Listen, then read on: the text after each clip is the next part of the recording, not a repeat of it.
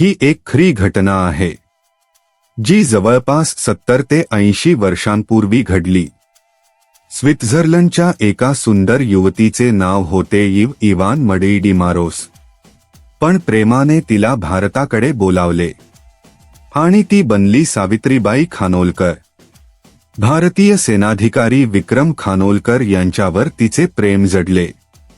त्या प्रेमासाठी ती भारतात आली, मराठी भाषा शिकली, हिंदू धर्म स्वीकारला आणि पूर्णपणे मराठी संस्कृतीत विरघळून गेली। एक परदेशी मुलगी महाराष्ट्राची सून बनली।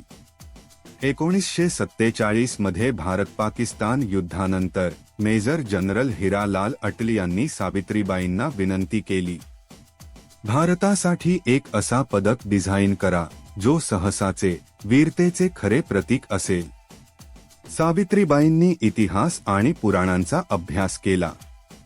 त्यांनी दोन महान प्रेरणा निवडल्या, एक दधीची ऋषी ज्यांनी राक्षसांचा नाश करण्यासाठी आपल्या हाडांचा वज्र बनवण्याची परवानगी दिली, दुसरे छत्रपती शिवाजी महाराज आणि त्यांची भवानी तलवार। त्यांनी या दोन्हींचा सुंदर मेळ घालून परमवीर चक्र डिझाईन केले। वज्र आणि भवानी तलवार कमळावर विराजमान। पण त्यांना माहित नव्हते की या पदकाचा पहिला रिसिपिएंट कोण असेल।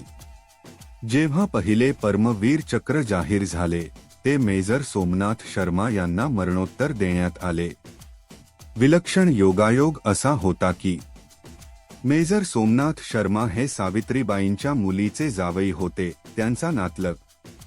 ज्या पदकाचे त्या डिझायनर होत्या ते पहिले पदक त्यांच्याच कुटुंबाला मिळाले। या कथेतून आपण काय शिकतो?